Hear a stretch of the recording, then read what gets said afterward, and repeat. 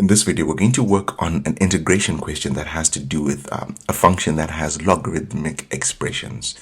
As you can see on the screen, I've already done a little bit of work on this in the last video where we did the first part of this question that we're going to be working on. And that first part had to do with integration, maximum points, finding the coordinates of your maximum points, basically. So if you haven't looked at that, please go and have a look. But for the second part of the question, so as you can see, we still have that exponential expression, a function with exponential expressions in it, right? But for the second part, for this video, we're working on the second part of the question, which says find the area of the shaded region. Let's just highlight those, area of the shaded region. The moment you see area of the shaded region means you're finding the integral, you're integrating. And it says give your answer in the form of P over Q. Right, so this is going to be where P and Q are integers. So we need to integrate this same expression that we differentiated in the last video. All right, so let's jump straight into that. By the way, this is the May-June 2025 paper, and it's the paper 21. Question number 4. Okay, so let's jump straight into this. Okay, so our expression, I'm going to rewrite our expression, is 6e to the power of, I think it's 2x, minus e to the power of 3x. Okay, right. Now, when it comes to finding the area of the shaded region, right, you find the derivative from your 2 points. So this is going to be your starting point, and then to your second point of your function. Right, so I'm just going to write this as y since we're given it as y, but usually it's going to be f of x, whatever the expression is, and then you do this in terms of d of x. Okay, so we're going to write this in terms of our question. So that's going to be from a to b of your y expression, which is 6e to the power of 2x minus e to the power of 3x, and that's in terms of dx. So now let's just look at this for a second, right? Before we go on, there's a couple of things that we actually need here. The first thing is we're going to need to know what our a value is and what our b value is, right? We don't know what those are yet. And also we just need to remind ourselves what the laws of integration are going to be when it comes to exponentials and, when it comes to exponential functions. So let's start off with finding a and b. Let's go to our graph. A and B, since it's the shaded region, it's your starting x point until your finishing x point. So our starting x point, the good thing is we can see that it starts at 0, right? The graph starts here, right? So cool. We only just have to find this point over here. But what we do know about that point is we know that it is your x-intercept. So even though they haven't really given us the actual value, right, we do know that this is the point where it crosses the x-axis. So what we're going to do is I'm going to try to solve it on the right hand side of our screen here. Right, so how do you find the x-intercept?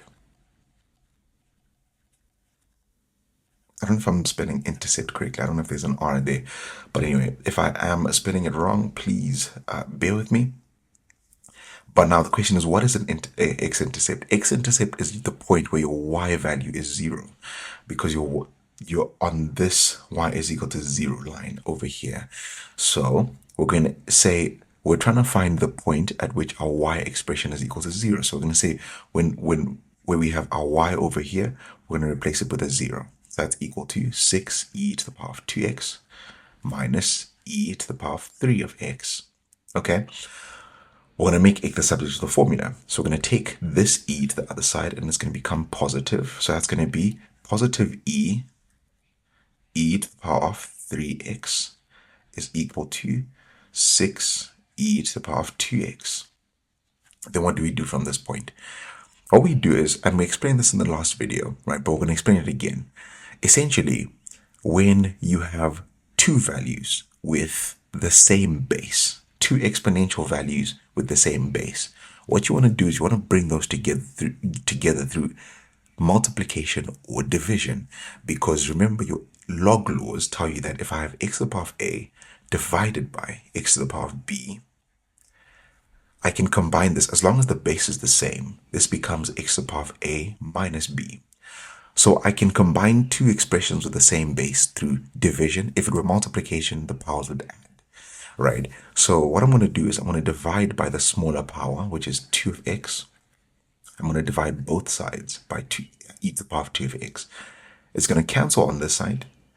And then on this side, because you've got division, so this is going to be e to the power of 3 of x divided by e to the power of 2 of x. Because you've got the same base, this becomes 3x minus 2x. So this is e to the power of 3 of x minus e to the power minus 2 of x. And because your e to the power of 2 of x here cancelled, this is going to give you 6.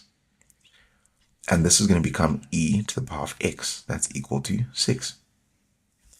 Now, how do you then get the x on its own? When it comes to exponents, right, to the exponential function, e to the power of x, what you want to do is you want to apply log base e, which is the same as the natural logarithm. So you apply ln of either side. So that's going to be ln of e to the power of x is equal to ln of 6. The x is going to come down, so it's going to become x ln e is equal to ln 6. And what that does is ln e is going to equal to 1. Right, so this is all log laws that we're working with here. So essentially, your x value at this point is going to become ln 6. So that means we've solved a little bit of the problem that we had earlier, because now we know that our integral is going to run from 0, our starting point, until ln 6. That's going to be of 6e to the power of 2x minus e to the power of 3x. And in terms of dx. All right, so we've done a little bit of the work at this point. So now the question is, how do we then differentiate something with the logarithmic expression? How do we integrate it, right? So in order for us to integrate something, we have to remember how the differentiation process works. So let's start with the basic e expression. So if your y is equal to e to the power of x, the derivative of this, which is dy dx, the good thing about this is it just turns out to be e to the power of x, right?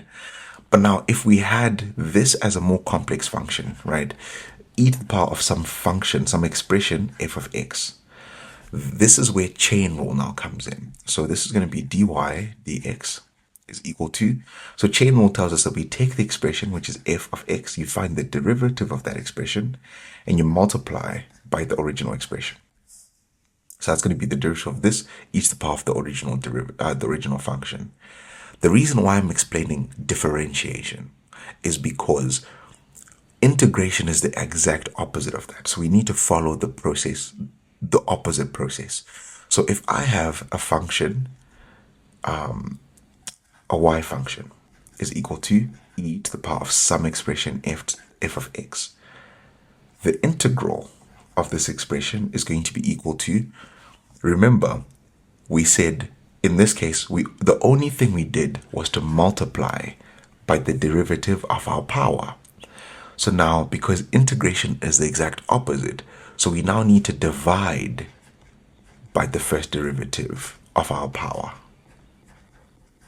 And that's all you need to do. Okay? So for each of these expressions over here, this one and this one, we need to divide by the first derivative of each of those powers. All right, so let's do exactly that. So that's going to be your area is equal to, so it goes from 0 to ln 6. For this first expression, we still have 6e to the power of 2 of x, but we now identify that the power is 2x. So what's the derivative of 2x? That's going to be 2, so we need to divide this by 2. Same thing over here, right? So we have e to the power of 3 of x. What's the derivative of 3 of x? It's 3, so you need to divide this by 3. Actually, this technically is not correct, because the moment we already found the derivative, it means we're not integrating it again, right? So we shouldn't put that expression for the derivative. We already have this as the expression. Ooh. We already have this expression, so we're going to say we need to find the exact integral of this expression. So that's going to be 0 to ln 6. So all we need to do now is plug and play, right? So put in your values. So you need to put in this value first. So essentially where you have x, replace it with this value. So you're going to have, I'm going to write these in different colors actually. So I'm going to start off with the ln 6. Ln 6 is going to replace x. So that's going to be 6e to the power of 2x becomes 2 ln 6. Divide this by 2. I can actually just write this as 6 over 2, which is 3, right? So let me write this as that instead. 3e to the power of ln, that's actually on 2 ln 6. Can we expand that? Maybe we can put 2 on that side, becomes 2 to the power of 6. Maybe we could do that. Or if we had, actually we can do that. We can definitely do that. All right, so we'll do that in the next, on the next line. This is going to become e3 to the power of, e to the power of 3 times x. But remember, your x is replaced by ln 6. Right, so that's going to be 3 ln 6. That's going to be over 3. Minus, so I'm going to write this part in a different color. So that's going to be 6 over 2, we said that's 3, right? E to the power of 2 times x, but remember your x in this case is going to be replaced by that 0. So that's going to be 3e to the power of 2 times 0, which is 0, minus e to the power of 3 times x, which is 3 times 0. That's going to be e to the power of 0 over 3. All right, so that's equal to... Now, we need to remind ourselves of another law, right? In this case, right? So actually what I'm going to do before we get into that law is we're going to say, we're going to simplify this a little bit more. We're going to write this as 3e to the power of, okay, let's get a couple of laws in here.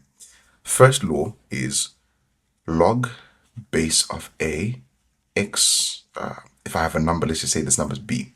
This is equal to, I can take this number and put it inside there, right? So that's going to be log base of a x to the power of b. That's your first law. What that's going to do in our case is it's going to take this number 2 and we can take this to the power of 6. So that's going to be e to the power of ln 6 squared. Right, that's the first thing we're going to do. We're going to look at the second law in a bit, right? But we need to do that to this and this expression as well, because this is going to be e to the power of 3, and then 3 can now go inside this ln, so that's going to be ln of 6 to the power of 3. That's divided by 3. Okay, minus 3 times e to the power of 1. Anything to the power of 1 is 3. Is 1, so 3 times 1 is 1, minus e to the power of 1 is 1, and then remember that's also over over 3. Okay. Right. The second law that we need to remember is if I have x to the power of log base of the same number, and then to the power of some value, log base x of a, this is actually going to simplify to a. Because essentially, let's say, for example, we have 3 log 3 of 9. Essentially, what we're doing with this power over here, 3 log base of 9, is we're saying, what number do I have to put to the power of 3 to get 9? And that answer is 2. And if we have 3 to the power of 2, I just get the exact same number over here. So essentially, it's just asking the same question twice. Right, it's the reverse. It reverses on itself and then it cancels. So the moment we have something like e and then a ln, because remember e and ln work together because ln is the same as log base e. So the same law applies here. So if we have 3, so we still have the 3, but now we have e and ln. So those two are going to cancel. If you have the base and then the log of the same base, it's going to cancel each other out. So now we have 3 ln, and then that's going to simplify to 6 squared. Right? Hopefully that kind of makes sense. Minus e to the same thing is gonna apply if we have e to the power of log base e, right, of some expression, which in this case is going to be 6 to the power of 3. This e and this log are going to cancel each other out because of this law over here, right? So that's going to be e to the power of ln 6 to the power of 3 just gives us 6 to the power of 3. But remember, we still have this over 3 that was at the bottom. And then we still have these values. Minus times 3 is minus 3. This minus and that minus are going to multiply to give us positive a third.